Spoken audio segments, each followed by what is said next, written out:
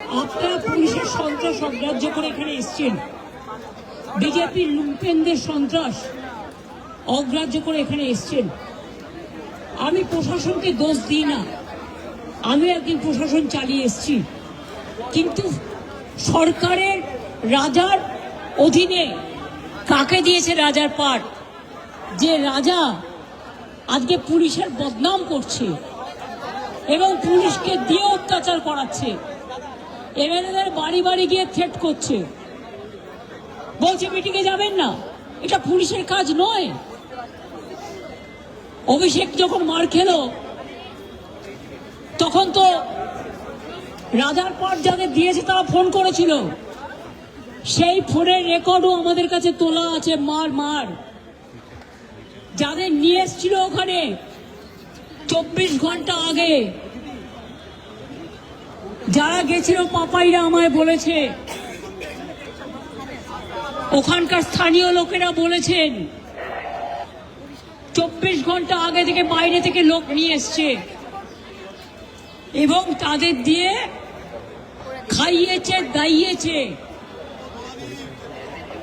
Even কি কি বলেছে সেটাও শিখিয়ে দিয়েছেন।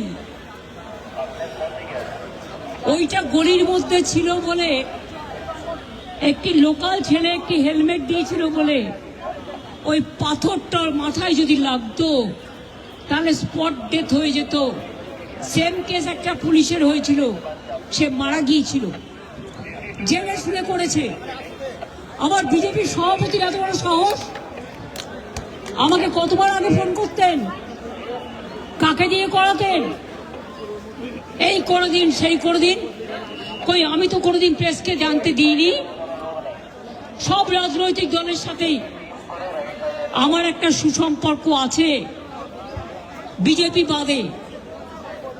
কিন্তু সেই বিজেপিকেও যখন তারা আমাকে কিছু বলেছেন,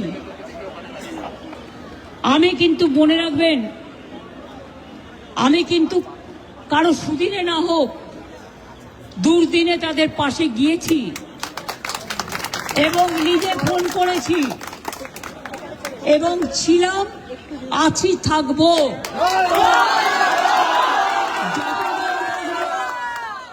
বীরের মতো বাঁচবো।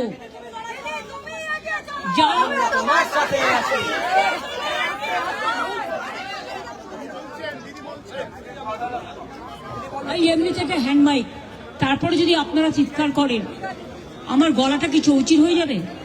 একে তো প্রেস মিডিয়ার অত্যাচারে বাড়িতে ফিরতে পারি না, বেরোতে পর্যন্ত দেয় না, বাড়ি ঘিরে রেখে দেয়। আসল প্রেস মিডিয়ারা নয়। মনে রাখবেন, বিজেপির অনেক আছে যারা হ্যান্ডেল নিয়ে ঘুরে বেড়াচ্ছে। সব মিডিয়া নয়। আজকে মিডিয়া ভর্তি হয়ে গেছে। আমি মিডিয়ার সাংবাদিকদের বন্ধু, আমি তাদের দেখো দোষ দিই না। বিজেপির লুম্পেনরা বলছে, শোন, একজনকে গুলি করলেও 14 বছর জেল হবে, আর 4 জনকে গুলি করলেও 14 বছর জেল হবে। অভিষেককে গুলি করে দে, কল্যাণকে গুলি করে দে, তৃণমূলের নেতাদের গুলি করে দে। এই তোমাদের শিক্ষা? যারা জীবনটা সোজা হয়ে চলতে পারে না তাদের মাথা উঁচু কি করে হবে? শাসক হবে নম্র, এটা শাসকের ধর্ম। আর শাসক যদি হয়ে যায় দুরাচারী, ভ্রষ্টাচারী, ব্যভিচারী, অত্যাচারী, গণতন্ত্র হত্যাকারী, অ্যারেস্ট করছেন সবাইকে। মনে রাখবেন, আপনার দিল্লির সরকার চিরকাল থাকবে না।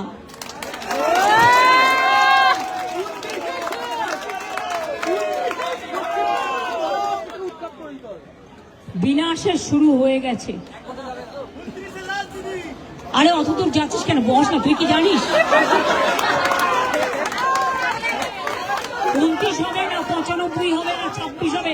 তোমরা কি করে জেনে বসে আছো? এটা তোমাদের, এগুলো ঠিক করার ব্যাপার নয়, আমাদেরও নয়। পথ দেখাবে। আজকে দেখলে তো আমাদের স্টেজ করতে দিল না, আমাদের মাইক্রোফোন দিল না। আমি বাড়ির হ্যান্ড মাইক পেয়েই চলে এলাম। আর একটা কোনো একটা গোডাউন টোডাউন হবে যার উপরে বসে আছে, এবং সেটা এত শক্ত যে বসে যাচ্ছে না।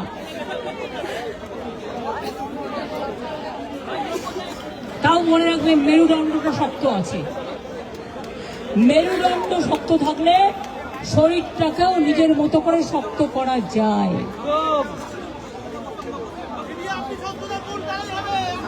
আর তোদের থেকে আমি অনেক শক্ত, যাবো। আমরা দিল্লিতেও খুব শীঘ্রই বিজেপি বিরোধী পার্টিগুলো মিলিত হচ্ছি, এবং সেখানে আমরা আমাদের কর্মসূচি দেশ জুড়ে ঠিক করব। একটু অপেক্ষা করুন। আজকে যেমন 7টা পর্যন্ত ধর্ণা চলবে, তেমনি মনে রাখবেন 4 তারিখে আমি আপনাদের রিকোয়েস্ট করব, যে যার এলাকায় যত মনীষীর মূর্তি আছে, না থাকলে ফটো লাগাবেন। মনীষীর মূর্তির সামনে দাঁড়িয়ে যদি 5 জন করেও জড়ো হন, দাঁড়িয়ে শৃঙ্খল বন্ধন করে মূর্তিটাকে ঘিরে মাল্যদান করবেন এবং প্রতিজ্ঞা করবেন, শপথ নেবেন, জীবন দিয়ে এই যুদ্ধ আমরা লড়াই করব এবং আমরা জিতব। আমি নিজেও কয়েকজন মনীষীর গলায় মালা দিতে বেরোবো। এই যারা আসছে তাদের আটকাবেন না, আসতে দিন। আপনারা এখানে পারমিশন দিয়েছেন আসতে, সুতরাং আটকাবার কোনো অধিকার আপনাদের নেই, ব্যারিকেড করবার।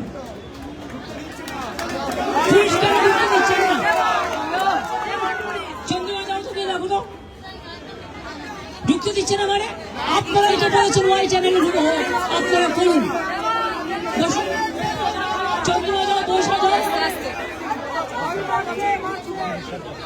কেন ঢুকতে দেবে না? আপনাদের কথা মতোই তো আমরা এখানে করছি। চারপাশ ঘেরাও করে রেখে দিয়েছেন, তার মানে আমাদের কি নজরবন্দি করে রেখে দিয়েছেন?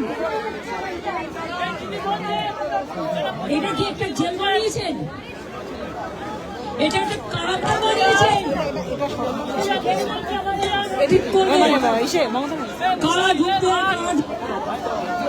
তার মানে এটা আমাদের ধর্ণা মঞ্চটাকে ধিক্কার জানাই বিজেপিকে। পুলিশের কোনো দোষ নেই, তাদের আমি দোষ দেব না। রাজা অর্ডার দেন, অন্যরা পালন করেন। এটা কি আপনাদের রাজধর্ম? কাকে দিয়েছেন রাজার পর? ধর্ণা মঞ্চটাকে ঘিরে পুরো একটা কারাগার বানিয়ে দিয়েছেন। এটা আমাদের ভালো হয়েছে।